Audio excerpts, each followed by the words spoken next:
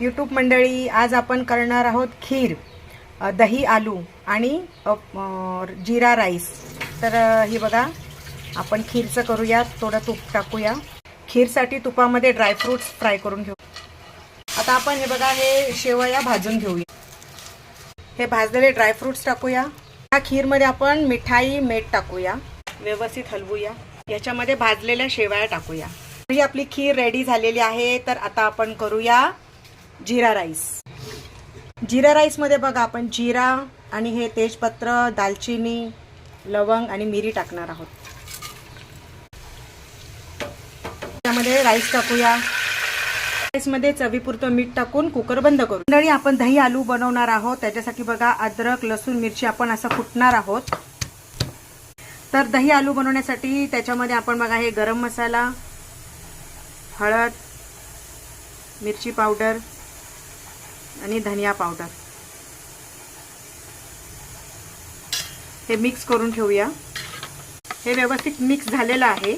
आता आपण थोडेसे बटाटे फ्राय करून घेऊया। ते बटाटे फ्राय करूया मस्तपैकी। असे बटाटे आता आपण फ्राय करून घेऊया। आणि आता आपण दही आलू करतोय। आपला बघा, इथे भात झालेला आहे, इथे खीर झालेली आहे आणि आता इथे आपण दही आलू करतोय। फ्राय करून घेऊया आधी बटाटे छानपैकी।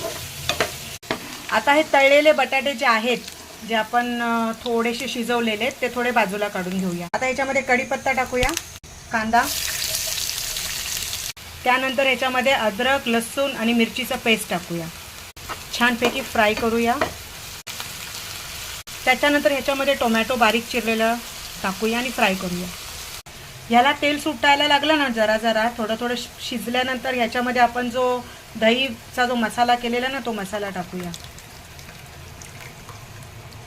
आणि तो व्यवस्थित मिक्स करूया। याच्यामध्ये चवीपुरतं मीठ टाकायला विसरू नका। याच्यामध्ये आपण हे तळलेले बटाटे टाकूया। ही कसुरी मेथी आहे, कसुरी मेथी टाकूया। कसुरी मेथी टाकल्यामुळे ह्याला खूप छान स्वाद येतो। आणि शेवटी हिरवीगार कोथिंबीर टाकून आपण ह्याला ढाकून ठेवूया एक 5-7 मिनिटांसाठी, म्हणजे ते शिजून छानपैकी शिजेल। आता याला आपण छानपैकी शिजण्यासाठी एक 5-7 मिनिटांसाठी याला ढाकून ठेवूया। तर हा बघा, आपला जीरा राईस रेडी आहे। ही आपली खीर सुद्धा रेडी आहे बघा।